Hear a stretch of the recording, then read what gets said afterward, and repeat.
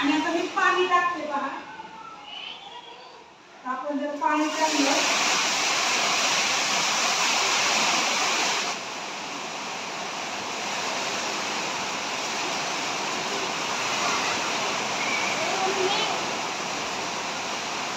आपल्याला काय दिसतंय?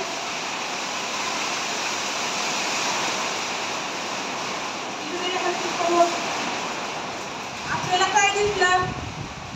काय दिसतंय? दोन रंगाचे कुंकू दिसत आहेत बरोबर.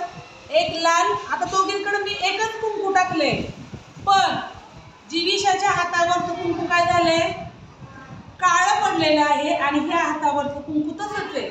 मग तुम्हाला ते गोंधू बाबा काय सांगतात की आता तुमच्या हातावरचं कुंकू काळं झालेलं आहे, याचा अर्थ तुम्हाला काहीतरी जादू टोना करणी वगैरे तुमच्यावरती केलेली आहे. पण ऍक्च्युली हे तसं काही नाहीये. ह्याच्या मागचं कारण काय आहे सांगू मी?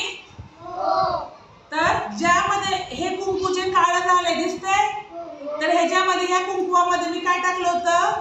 निरमा पावडर. वॉशिंग मशीन मध्ये आपण वॉश करायला कपड्याची पावडर टाकतो, ती निरमा पावडर मी टाकलेली आहे. त्यामुळे हे कुंकू काय झालं? काळं झालं. आता हे तुम्हाला माहिती होतं का आधी? नाही. तुम्ही जर अचानक बघितलं तर तुम्हाला आश्चर्य वाटणार. दिसते का आश्चर्य? की तुम्हाला आश्चर्य वाटतं की अरे मॅडम तर दोघींना सेम कुंकू दिलं तरी पण हिचं काळं कसं काय झालं? त्यामागं काय असतं? त्याच्यामध्ये मी काय मिक्स केले कुंकवामध्ये? निरमा पावडर. हे गोंधू बाबा असंच भक्तांना म्हणजे लोकांना फसवतात आणि त्यांच्याकडे आपण त्यासाठी जायचं नाही.